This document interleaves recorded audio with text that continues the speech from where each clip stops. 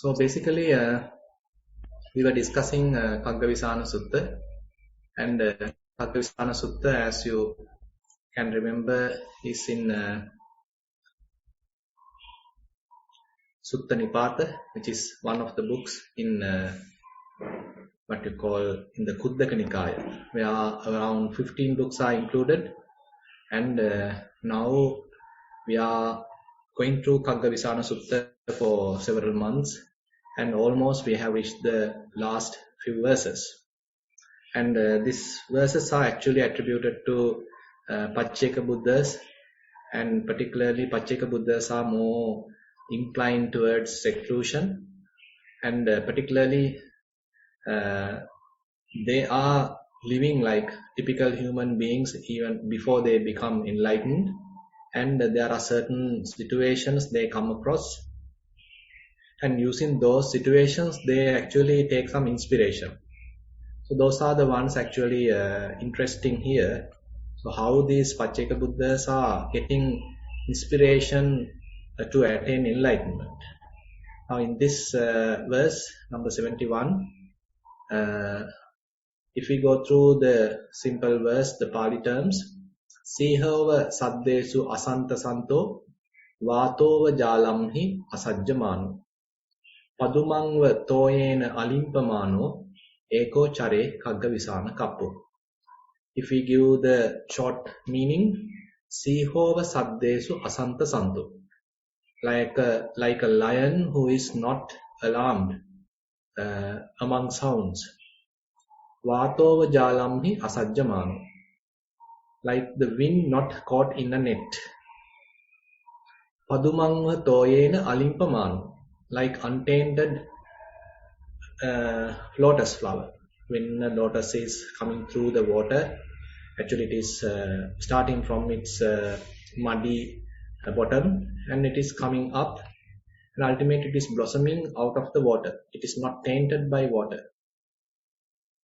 Eko Chare KhaggaVisana Kappo. One should live alone like a rhinoceros horn. So basically for this verse, the situation was due to various incidents happen in a king's life. One king was there, he was quite intelligent, and while he was going through a forest, he come across a lion cub. So this lion cub was born short while ago, but the lioness has now gone out in search of some food. So she has given birth to the cub, and now she has gone in search of food, and certain other people have noticed this lion cub and informed the news to the king. Now, the king has heard that lions are not afraid of any sound. So king wants to check this. So what he did was he approached lion cub, and he asked his all army and the other people to make a huge noise. So they started making a huge noise, shouting, and again making huge sounds using the drums. But the lion cub was quite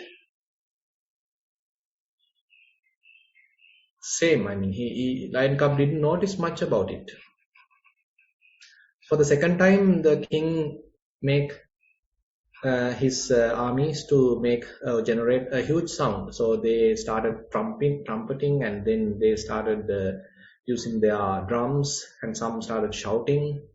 Still lion cub didn't much bother about it. For the third time, the king asked them to make a huge noise. They did so, and for the third time actually lion cub simply rose his head and simply opened his eyes, looked at it, and again just closed his eyes. That's all. So even though he was born on the same day, he was not afraid of sounds. So this is something the king has noticed. It was something interesting for him. So this king is an intelligent person, and he was having certain attributes of spirituality, and he is taking this whole scenario as a inspiration to his own spiritual growth. So now he understood what is mentioned, that lions are not afraid of sounds, is really true.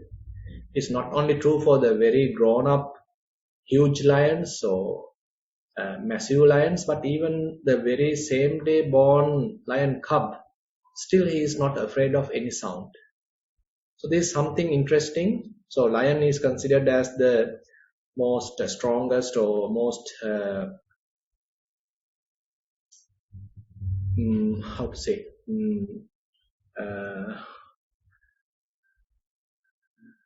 steady minded animal in the jungle.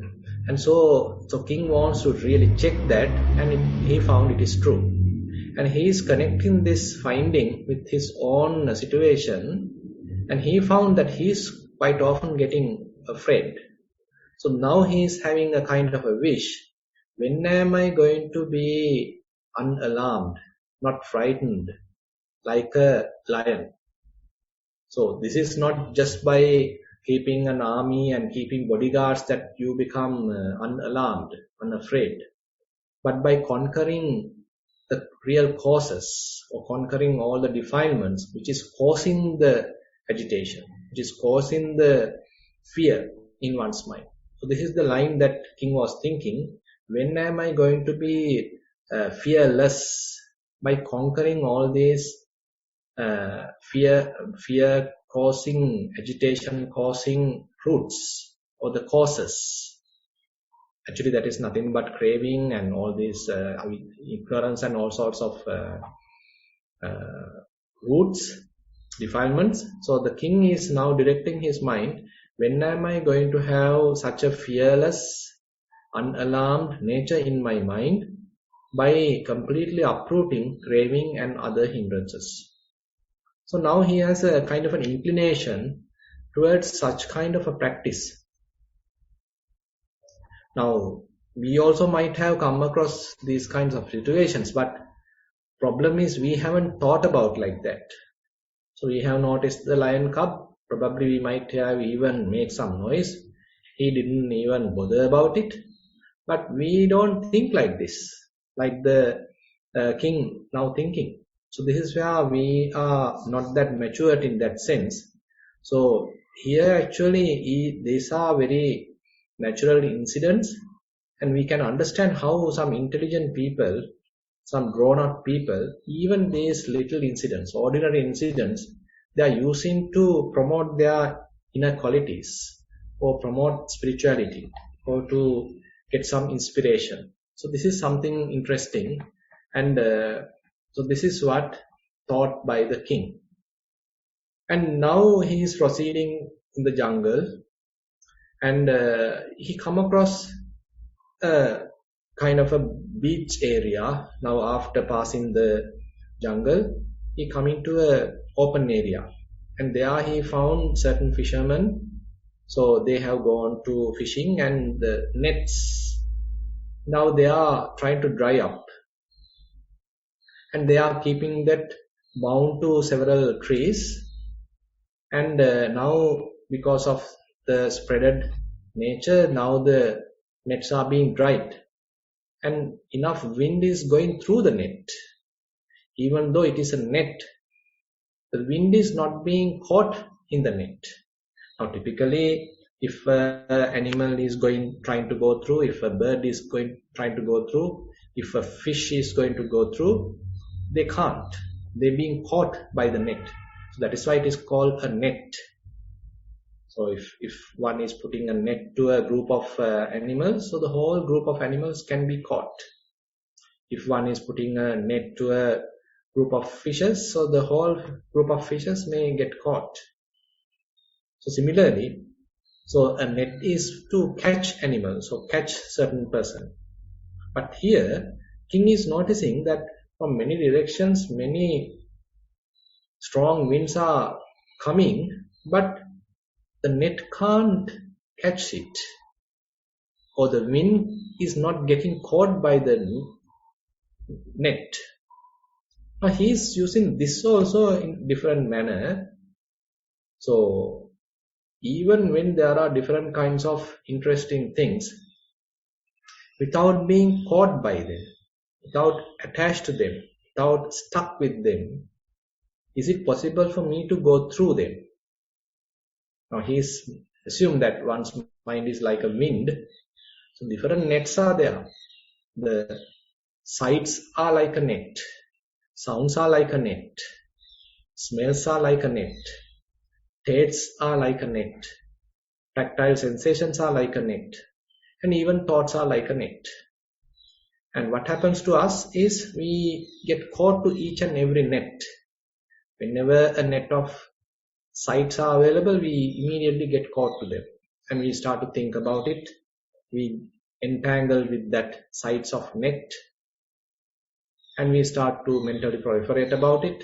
And maybe anger, maybe craving, maybe frustration, maybe jealousy, all sorts of different kinds of what you call the defilements are now arising because we are being caught to this net of sights.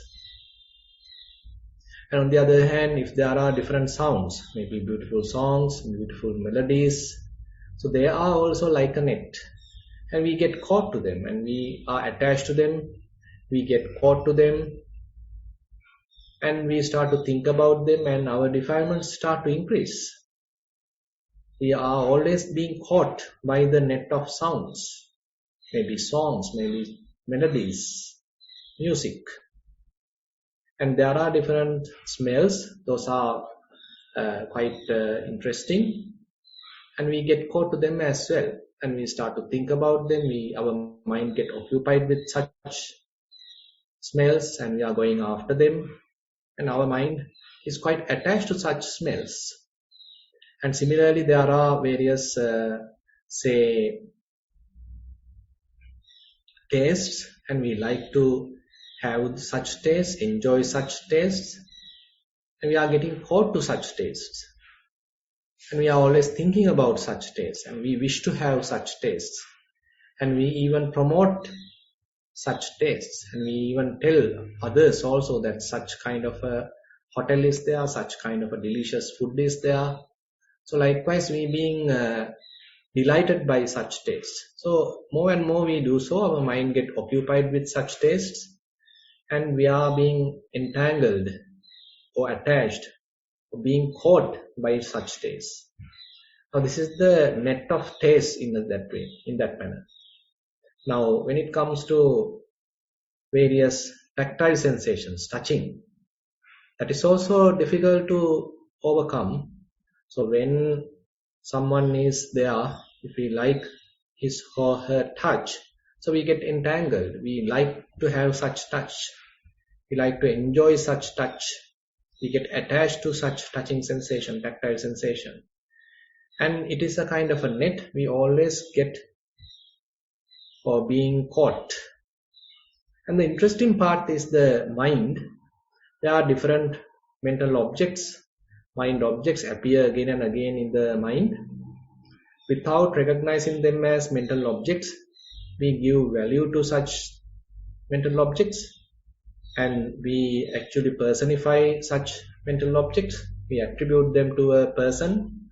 This is my mother, this is my father, this is my daughter, this is my brother, this is my son, this is my husband, this is my wife. So likewise, each and every mental object we are assigned to a particular person. We are personifying them. We are giving a value, and we make it live. So it is no more a mental object, rather it is something, or it is someone. So ultimately we get caught. So these are the net of mental objects in a way. So if we come even little deeper, now our consciousness and the name and form, Vijnana and Namarupa, are always having such relationship. Always our consciousness is being caught by the net of name and form. Vijnana is being caught by the net of Namarupa, net of name and form. So the name and form appear like the net, as the tracking object, as the grabbing object.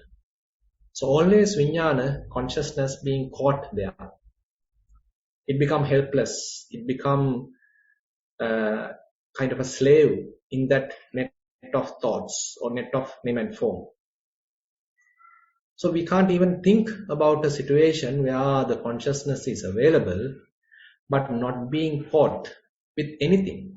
Vijnana is very clean, very clear, not established, quite spacious, and not being caught with anything.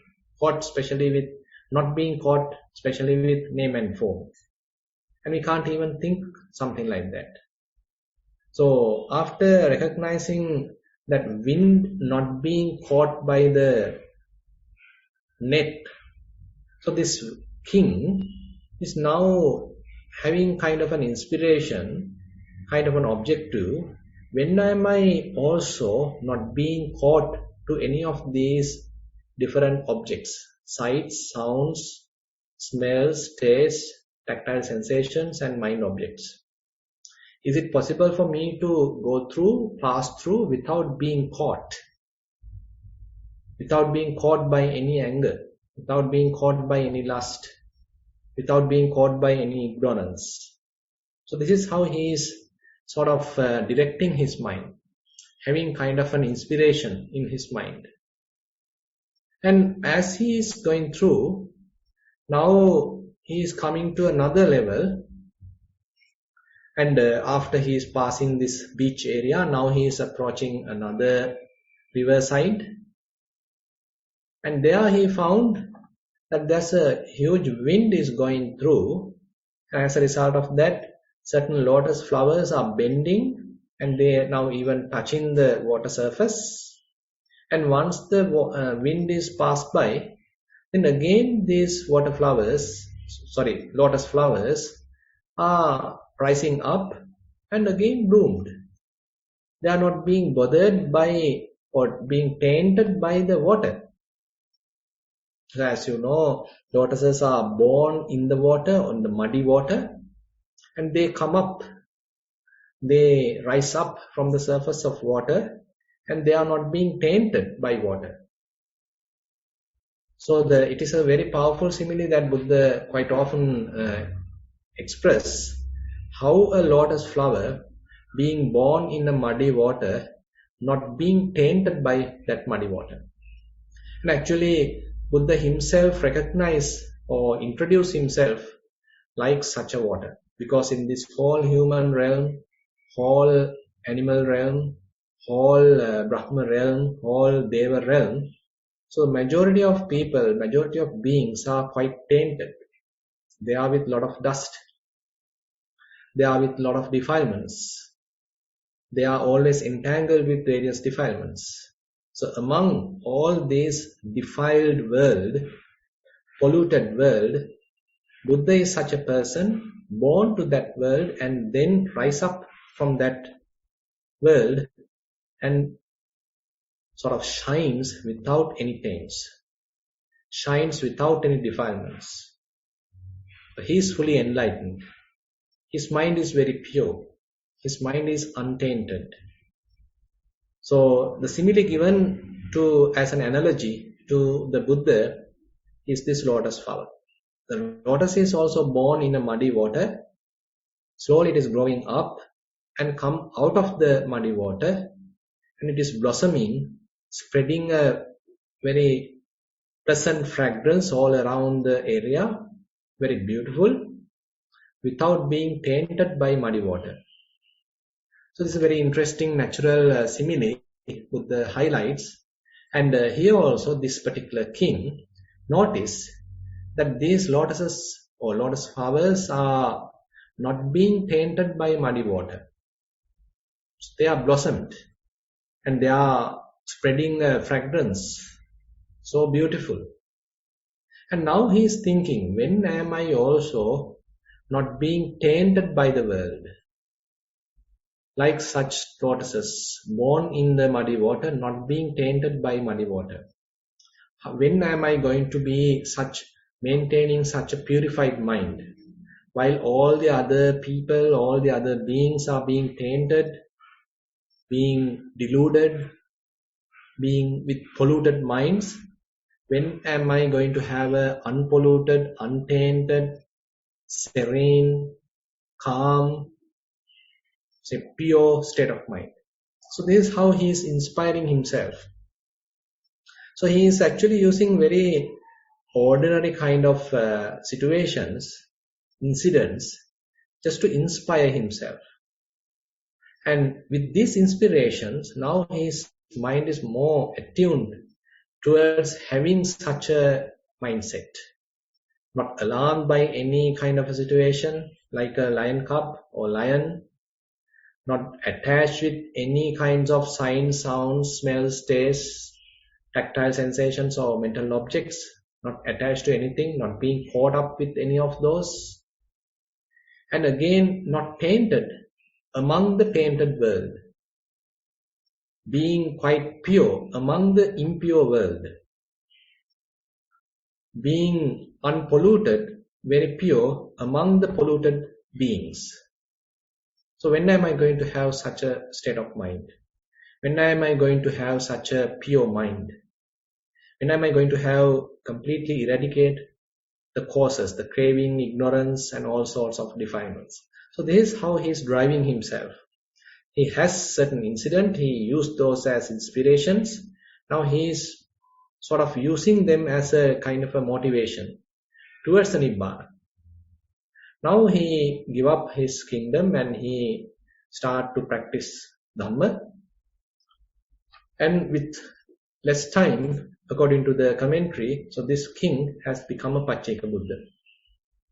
After he became a Pacceka Buddha, so he is uttering this verse, explaining how he was inspired by these ordinary experiences and used them as very interesting, significant inspirations for his own spiritual growth. And driven by that desire, Kusala Chanda, or we can, another way we can say as the Chanda Iddipada. So now he is continuing his practice and ultimately attain a Pacceka Buddha. So these inspirations therefore sometimes help us to continue our practice. So Chanda Iddipada. So you have a kind of a desire. So this is a fruitful desire. This is a useful desire. So you are having kind of a desire. When am I going to have a pure mind? When am I going to have an unalarmed mind? Nowadays, actually, there are many difficult situations the whole world is going through, and we never know what's going to happen, and sometimes we get alarmed by the situation. So, you know, now the situation in the Ukraine and the Europe, so people are alarmed by the threats. While in Sri Lanka about several years ago, so we were alarmed by the terrorist attacks. We don't know when there would be the next bomb blast. So the people are alarmed. But when someone is free from the causes of fear, even when there are things are burning or blasting and all sorts of things, so such people are not alarmed. So that is a kind of a different approach. It is not by keeping a force, guard, bodyguards or any of those, or any of such external army, but rather by the developed mind. One is not being alarmed by the alarming situations. Even though the alarming situations, frightful situations are there, he is internally peaceful, internally unshaken. So when am I going to have such a mentality, such a grown mind? So one is having such inclination. So one is keeping such inspiration. One is keeping such desire. You also have to reach such a matured state, unshakability. And then while I am now constantly being attached to various things, always getting caught to various things, when I see a beautiful sight, I get caught to that. I start think about it. I get attached to it. Whenever I listen to certain music, I get attached to it. I get caught to it. And for several hours, I start to murmur that song. So this is how currently my mind get caught. When am I going to have a mind which doesn't do that? So these are in a way very interesting way of looking at the Dhamma, how one is motivating oneself towards the growth. So it is very natural phenomena or outside ordinary phenomena that we encounter, but one is using them as an inspiration. And then the last one, among all these difficult situations, while all others are going after sensuality, sensual gratification, so how am I going to have a pure mind? Amidst all the corrupted world, am I going to have a pure mind? How can I have such a pure mind?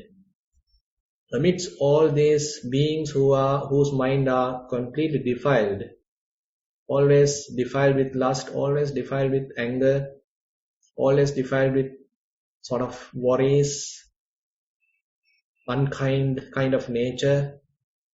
When am I going to have a kind of a pure mind? It is not that you are going to completely cure the whole other world and then you going to have a pure mind. It will never happen. While the whole world is burning, how are you going to have Nibbana? Or how are you going to experience kind of a calm inner peace? Not by simply achieving the outside peace, but by achieving the inner peace, internal peace. While the outside is burning, how are you going to have inner peace? So these are not easy in a way, but this is how this king and this particular Pacceka Buddha has given us a kind of an example how he has motivated himself. Use these kind of factors as a driven forces, as Chanda Iddipada, to drive him towards the perfection, towards the enlightenment. So these are therefore quite interesting even for ourselves. And while we are dealing with the whole world, we can also ask from ourselves, when am I going to have a very pure mind? When am I not going to be afraid of anything, any situation? When am I going to not attach with anything? Rather, I am maintaining calmness, unattached, non-grasping state of mind. When am I going to have such thing? So I'm asking, you're asking that. So that help us to a little achieve it in a way. So such kind of an innocent and motivation, driving may be helpful for us to reach the goal. And once someone is reached the goal, actually then there is no such driving, and that is sometimes called as brahmacharyesana patipassaddha. So one has kind of an asana. One is searching for something. Someone is searching a kind of a situation which is possible where he is not getting alarmed. He's searching for a situation where he is not getting stuck. He's searching for a situation where his mind is always pure. When one achieves it, the Buddha mentioned, so such asana, such search, investigation is now come to a fulfillment. Now he is peaceful. So those are interesting ways that Buddha explained the Dhamma in many different angles, helping us to look at it in a different way and to inspire us to develop or practice ourselves. So with that, I like to conclude today's Dhamma sermon. Now I like to open the session for questions. Avasara Bhante. Yeah. There are 7 questions today. First one.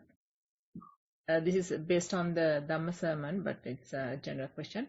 Dear Bhante, after touching upon the stillness, quietness a year ago, when now I do the office work, meaning talking to people, writing documents, etc., I can see that a world is created by the 6 senses.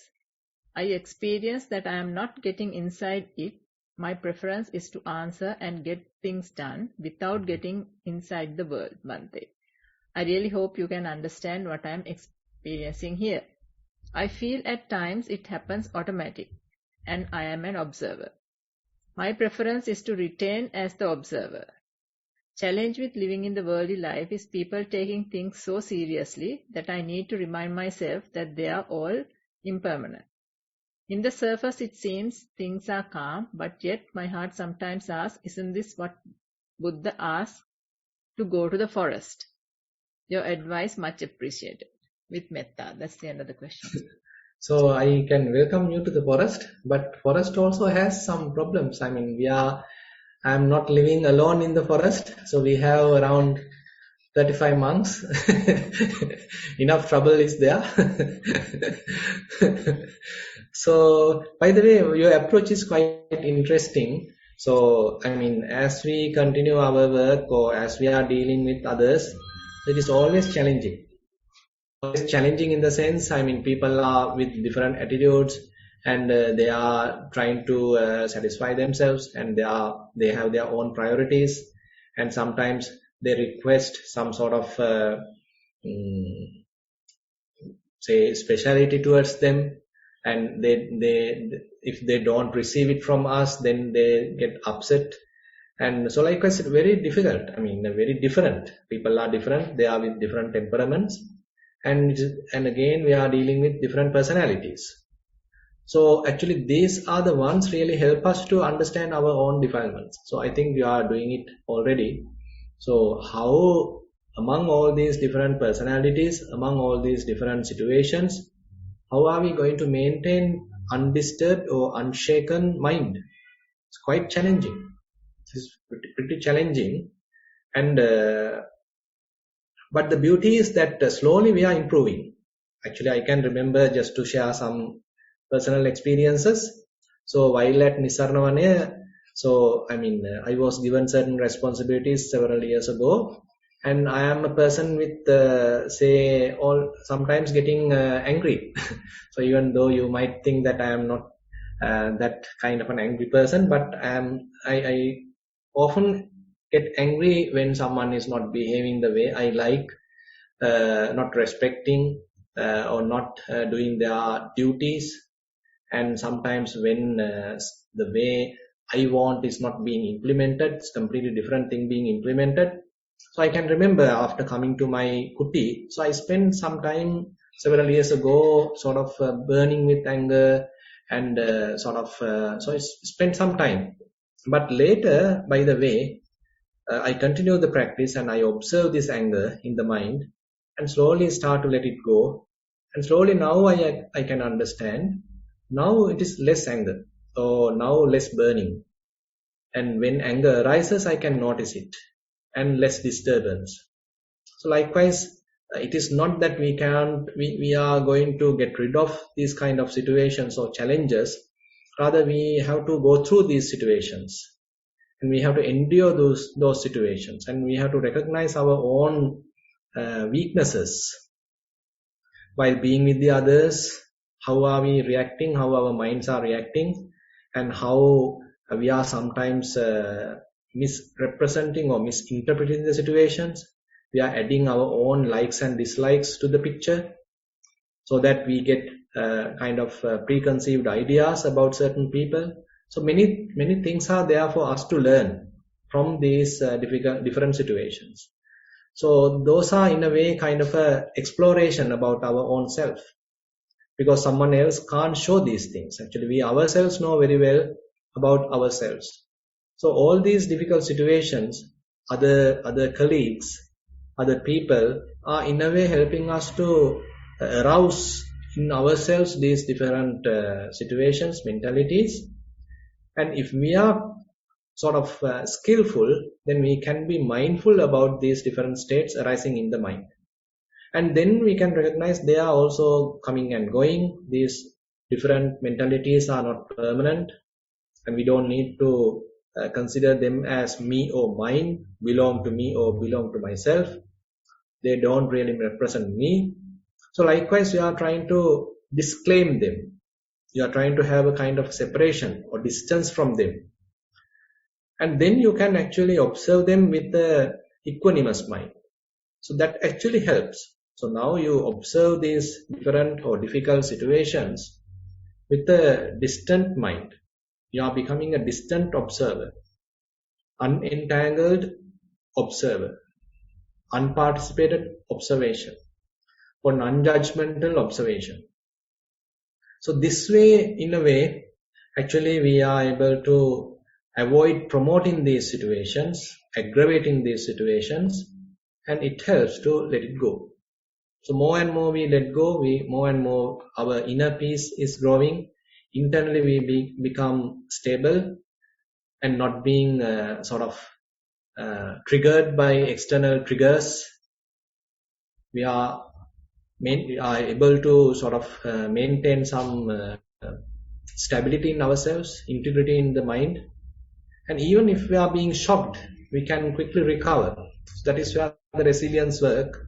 So we also sometimes get shocked. Certain situations are really penetrating to the mind and we can't maintain our stability. We also get shocked, but quickly can recover. So that is interesting part. So therefore it is always this kind of path that we have to go through. It is not getting rid or escaping from the situations. Rather, when certain situation is unavoidable and certain situation is coming on your way, and if you understand, okay, this is the duty assigned to me, this is the task assigned to me, it is not that I asked for such situation, but it is now coming on my way. Let me go through it. Let me bear it. Let me learn from it. So likewise, we have to take an approach, and that help us to mature ourselves. Yeah. Sorry, Bhante. Question number 2 of 7. This is mindful sitting. Venerable Sir, this report is regarding my sitting practice. When I start, I use the technique to scan the body a bit and make sure that I am aware of the body, aware of the body sensations to confirm that I am in the present moment. Afterwards, I try to observe various sensations in the upper body and I can grasp the breath. Then I observe the breath and get to know the differences between in-breath and out-breath and many sensations around the nostrils where I keep my focus on. About 5 to 10 minutes of continuous application of this technique, the breath starts to become subtle and fades away. My mind distracts, but I could bring it back by becoming aware of the sensations that I'm used to. Once the breath fades away, I enter a relaxed state like a space and stay for 5 to 10 minutes. Then the awareness slowly comes to my sitting posture.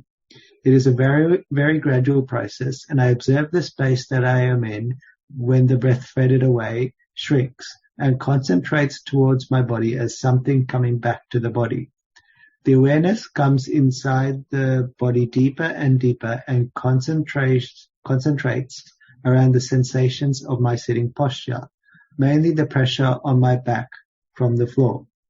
It seems going deeper and deeper and never ending. During this time, various thoughts come and go, but my focus is mainly on this body posture. Since this is happening over a period of time in all sitting sessions, should I focus on the thoughts rather than the body posture? Thank you for the guidance. That's the end of the question. Yeah, actually, you can recognize kind of a relationship. So probably when you are not mindful about various thoughts or emotions arising in the mind, it can cause certain tension in the body. So both ways are possible. Either if you are, you observing various different sensations available in the body. Yes. So when you are observing these different sensations, actually it helps to overcome different thoughts as well. Either way you can use. Different thoughts are there, so you can observe thoughts and not promoting them. Rather, you are being aware of those thoughts, and then you allow them to pass away, and then the mental clarity is there, calmness is there. So the body also have to become calm. If not, you have to change the posture and relax yourself. On the other hand, if there is tension in the body, so you can recognize that tension and you can allow it to pass through. You can change the posture, whatever the way, you can relax yourself. Then the mind is also getting relaxed. So both are possible, both are to be carried out. Actually, both mind and the body have to be in fairly unentangled, fairly relaxed, not with tension. So that towards that we have to move forward. So we have to continue our practice towards that direction. Yeah. Question number 3 of 7. This is a general question. Dear Bhante, Can you please explain what Sakkaya Ditthi is as applicable to a mindfulness practitioner who has built a regular practice over a time period and wants to further improve and seek liberation in this life itself? I think most of us in the program share this positive attitude and appreciate Bhante's explanation from this context. With metta, that's the end of the question. Yeah, as we continue our practice, you can actually recognize how we make a self. So sometimes using the body, sometimes using feelings, sometimes using perceptions, sometimes using our creativity, our skills, our thoughts, different mental states, and with different kinds of knowing, say using eyes, ears, nose, tongue, etc. So as we are using our senses, we create a self. So that we need to recognize. And there we can recognize, okay, at this time I am making a self. Using the body I make a self. Using the feelings I make a self. Using perceptions I make a self. So likewise, you are observing these different self-making or self-creations, self-appropriations. And that is where we promote Sakkaya Ditthi, a personality, a person, a soul, a self. And mindfulness practice help us to recognize this self-creation, self-appropriation, making a self, and to eliminate that or to disclaim that, not to promote that, but to recognize how these five aggregates are impermanent. There is nothing there. I mean, there is nothing substantial there. So how it is being oppressed by this continuous arising and passing away. So more and more you understand that. So then the self-making, I-making, self-appropriation, all sort of this ego-centered thinking going to reduce. So this is what we need to continue, and actually that is what we are trying to do in the whole mindfulness practice, or the development of Satipatthana. Question number 4 of 7. This is general question. Guru Swamin Wanse, can you please explain Ajattamva and Bahiddhava and teach how one can include that in meditation practice? With much merits, thanking you.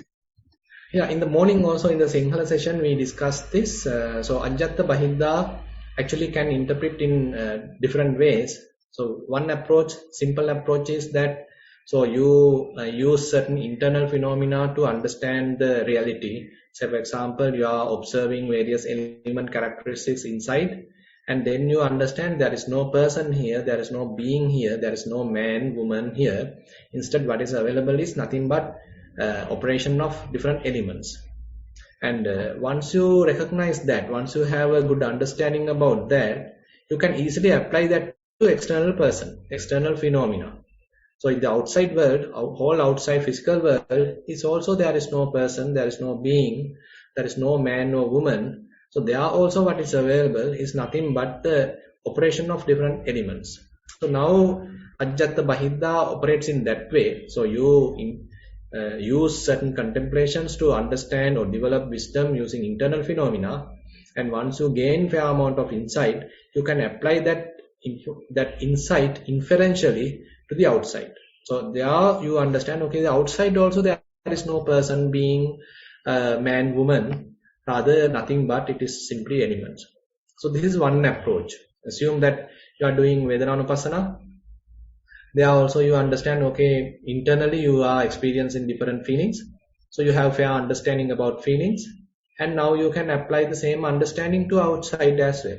Outside, I mean, when you consider other people, they also go through such similar feelings. So as you go through, the others also go through. So likewise, you inferentially can get an understanding. So that is one approach, that is the most common approach, and also a better approach. On the other hand, some people interpret like when you are observing one phenomena, even inside the body, now that becomes your primary focus or your attention, a focus attention, and all the rest become external. So that is also another kind of explanation. So what you are focused is considered as the internal ajjatta, and everything else, what we are not focusing, what we are not paying attention, becomes the outside, bahiddha. So these are the two ways that we can interpret. But in terms of the practice, in terms of the understanding, the first scenario is much useful, because you go through certain amount of practice using your own body, using your own experience, different your own feelings, perceptions, mental formations, etc. So that understanding helps to apply the same understanding to the outside as well. Yeah. Question number 5 of 7. This is a general question. I am very grateful to you for explaining Lord Buddha's discourses so clearly, and for the guided meditation sessions in mindfulness that have helped me immensely in many ways to the last more than 3 years. I have a query about the meaning of the word Dhamma as meant in Dhammanupassana. And it looks like a series of questions. The first one, does Dhamma mean the truth as an axiom, a universal phenomena? By Dhammanupassana, do we eventually realize the true nature of reality? Does Dhamma also mean phenomena we come to realize experientially? Is the exercise of Dhammanupassana, in other words, a pattern recognition? In that sense, is the attainment of Nibbana recognition of the true nature of the patterns of suffering and the solution to it? I will be very grateful if you could give your insight into this query. Actually, in Dhammanupassana, different phenomena is the one that we are trying to observe. So, for example, in the hindrances, Nissarana Pabbha, we are observing hindrances. In the Khandha Pabbha, we are observing different aggregates. In the Ayatana Pabbha, we are observing sense bases. And in the Bojjhangas, enlightenment factors, we are observing. And once it reaches the Four Noble Truths, so we are applying the understanding and trying to understand the Four Noble Truths. So basically, in a way, I can agree with you that we are understanding the Buddha's teaching. That sense also is true. But in order to understand the teaching, we are using different phenomena. So those are the 5 aggregates, hindrances, and all these things. Actually, we can collectively say as 5 aggregates. So all 5 aggregates are being given enough attention. Sense bases are given enough attention. Hindrances are given enough attention. Enlightenment factors are being given enough attention. Noble truths are being given enough attention. So as you mentioned correctly, so this helps, or this observation, this investigation helps to understand deeply about what is true, what is reality. So that is, in a way, we can say as the Dhamma from other term. So that is the Dhamma that Buddha taught. By going to understanding all these conditioned phenomena, by understanding their true nature, then we understand, we have deep insights that we can consider as the Dhamma, as the Buddha's teaching. Question number 6 of 7. This is a general question. Venerable Sir, often in the mornings I have much more agitation than evenings that I am subjected to, because while I try to observe mindfully and objectively, I think this is at some level overwhelming. Should I resort to some sort of tranquilizing practice, such as chanting or yoga, so they at least don't affect my daily functioning? That's the end of the question. Yeah, that's a good idea, because we can recognize, a certain period of time I am good in mindfulness, my concentration is good, my mind is not agitated, so that is good understanding. And on the other times, my mind is more agitated, I'm with less mindfulness, less concentration, my mind is restless. So that is a good understanding we actually have. So with that understanding, actually we can take some preventive measures, corrective measures. So as you said, maybe yoga or whatever the things, to calm down the mind, to instead of being restless, to calm down ourselves, and instead of being unmindful, to develop certain amount of mindfulness. So yoga and all these exercises are quite helpful to again come back to our senses, come back to our body, improve body awareness, which helps to improve self-awareness.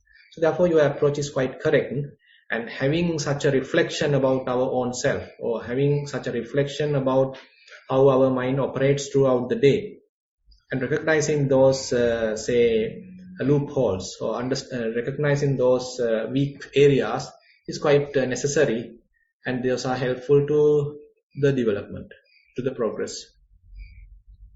Question number 7 of 8. General question.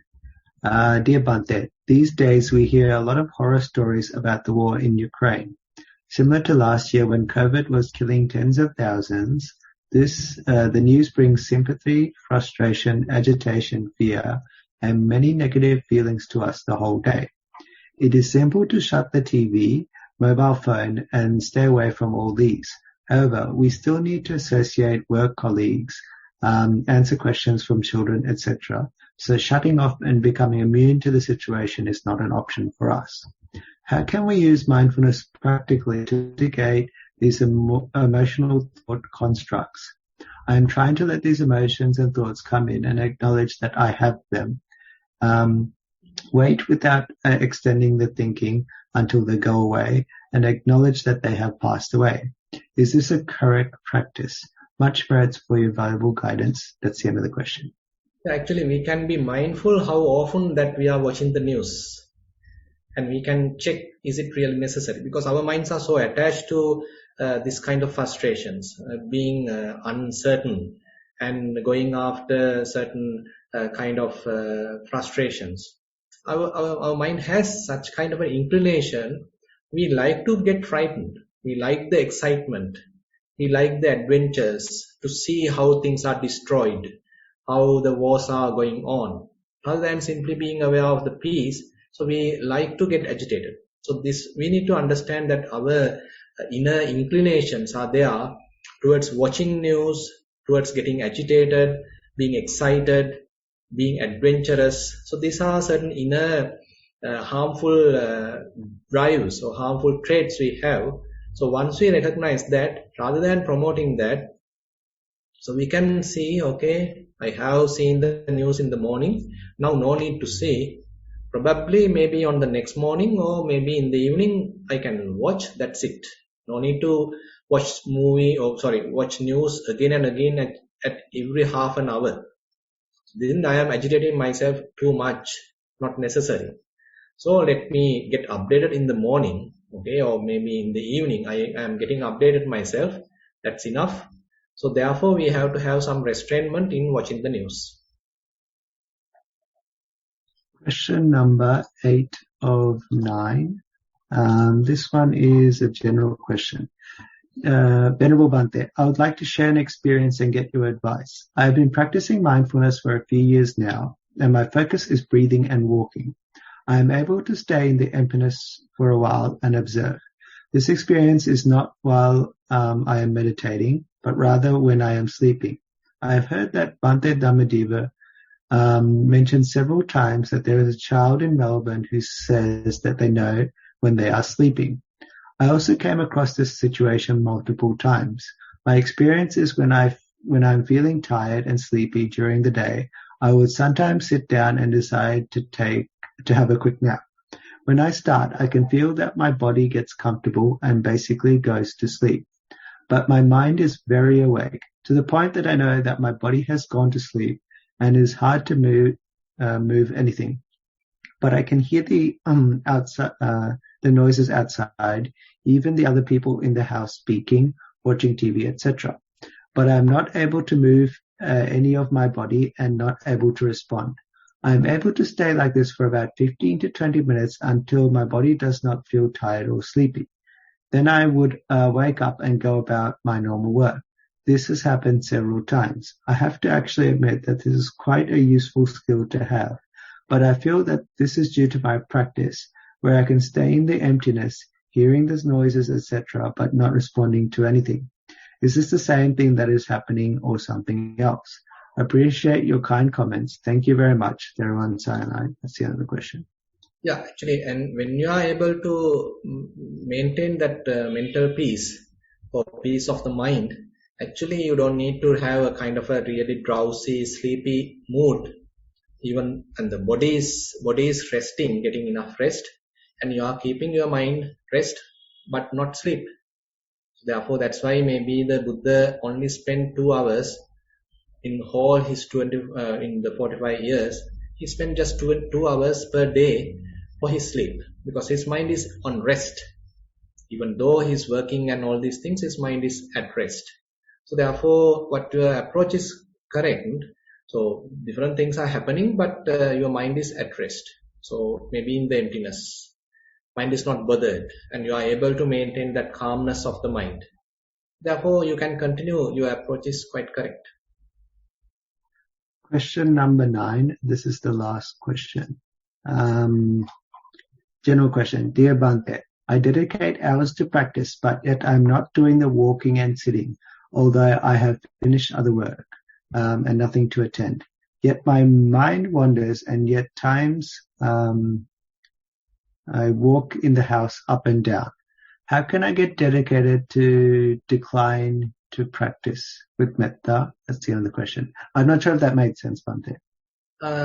Actually, if you have done much of a practice before, then you can turn towards this kind of a impromptu kind of practice where you are not following a particular schedule, but you can keep your mind unattached or mind dwelling in the emptiness. So that is possible. That is appropriate. This is not much harmful.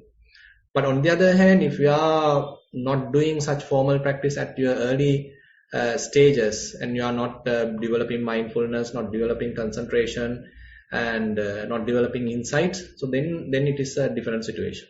So actually at the beginning you need fair amount of practice. You need to develop mindfulness, you need to develop fair amount of concentration. That concentration is necessary to develop insights. So some amount of work is involved at the beginning. So therefore I invite you to do such a formal practice and get involved with such practice, and later actually you can have some amount of rest. Yeah. Okay, we have to wind up. I have to go. Yes, sorry. Bhante, that's the end of the questions anyway. So I'll wrap up very quickly. First of all, we'd like to thank Bhante and pass on our merits for helping us with all this valuable advice. Secondly, to the people working behind the scenes to make this happen, seen and unseen. And lastly, to the participants, because without you, we could not continue. With that, I'd like to end the program. Thero Sanai. Thero Sanai, Sukhi Hotu.